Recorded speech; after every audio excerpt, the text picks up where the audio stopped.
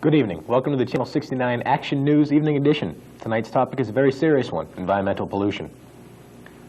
Bryan and Schell, our on-the-spot reporter, will be traveling to the Baird-McGuire plant in Holbrook, the Union Street exit dump site in Braintree, Hobart's Pond in Whitman, and the Town Pond in Hanson.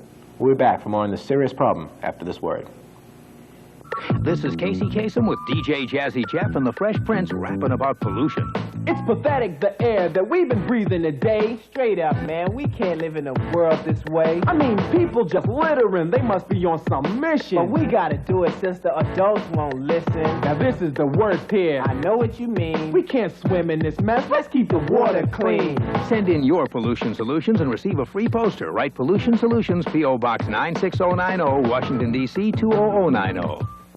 I love hiking in a forest. You know, Robin, forests are more than just great places to go hiking in. They are? Sure. Forests are homes to lots of different animals. We get wood from forests, and they help keep our air and water clean. Gosh. But our forests are threatened by development and people who don't treat them with respect. Yeah. To find out how you can help, write to Forest National Wildlife Federation, Washington, D.C. 20036. How'd you know that address? A Frog Scout's always prepared. Tonight's first story is the Baird-McGuire plant in Holbrook. Our on-the-spot reporter Bryan Schell is there live on the scene to report on the plant, which has been closed for the past 3 years due to chemicals seeping into the ground. Bryan? Thank you, Mark. This is Bryan Schell reporting live from the Baird-McGuire plant in Holbrook, the site of the 14th worst toxic waste dump in America. It was closed down approximately 3 years ago by the EPA for illegal dumping. The plant was used mainly for making DDT and other pesticides. And as you can see behind me, absolutely no one is allowed inside, although many teenagers do break in to congregate behind the buildings. Bryan, how do the people of Holbrook feel about this problem? Sorry, Mark, I couldn't quite hear that question. Could you repeat it, please? Do the residents there have any feelings on this? Well, as you can see, residents in the area live very close to the dump site. They're obviously upset because their property values of their homes and properties have gone down. Is it likely that the plant will ever reopen? No, Mark, it is not likely that the plant will ever reopen, although long-range studies are being done about cancer in other areas to determine whether or not the ground will ever be useful to the public again. This is Bryan Schell, Channel 69 Action News, Holbrook. Thanks, Bryan. In other news tonight, environmentalists are concerned about the abandoning of the landfill just off the Union Street exit in Braintree. Bryan Schell visited there earlier today, and he files this report. This is Bryan Schell reporting for Channel 69 Action News in front of the Braintree landfill incinerator site. The use of the plant has been drastically cut down, and the grounds and plant itself have been neglected for years. There are acres and acres of useless land located on this plot, along with other debris. Along with the deterioration in the blackened state of the building, it is evident by the vents in the sides that toxic chemicals are being emitted into the atmosphere. The hill you see behind me is a man-made mound of ash, soot, and other debris created over the years by the dumping of refuse. The question still remains as to whether or not the land will ever be used for productive purposes again. This is Bryan Schell, Channel 69 Action News, Braintree. I don't know if anybody has an answer for that one. We'll be back right after this quick word.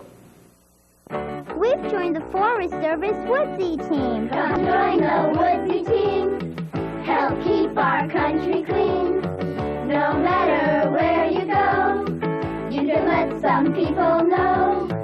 Give a hoot, don't pollute. We've got a job to do. In the city or in the woods, help keep America looking good. Team up! Join the Woodsy team!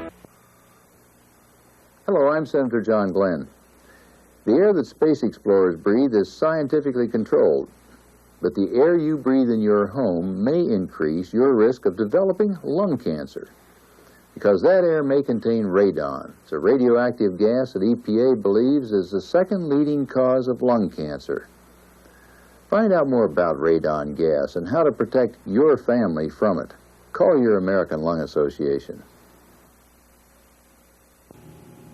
Many of you are probably familiar with Hobart's Pond in Whitman. It used to be a common place for family outings and fishing trips, but now it is polluted and useless to all. The town of Whitman, as well as the EPA, worked furiously to clean this body of water over the past few years. The drains in the bottom were clogged with sludge and leaves. Not producing good drainage, the pond became polluted. After draining and digging up the floor of the pond, they have started to put it back together without harming the natural beauty. People just don't seem to care as litter covers the edge. Other debris as cans and paper products are already in the water. Was all this work futile as people destroy this pond once again? Or do people really care about wildlife and the beauty of this area? Maybe once again we'll be able to take our children there. And just up the road at the Hanson Town Hall Pond, residents are up in arms over the pollution there as well.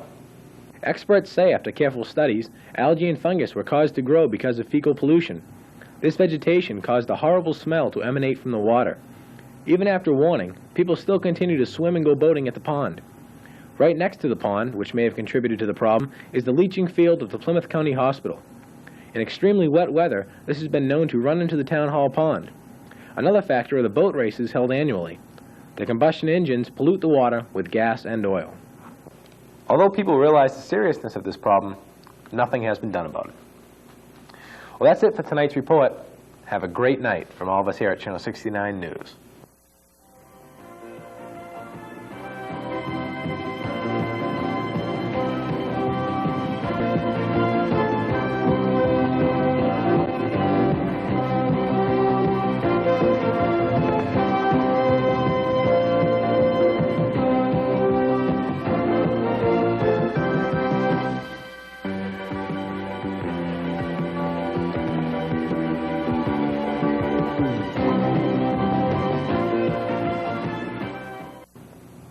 You guys might think, we goof around a lot and everything, but we're really serious about this project.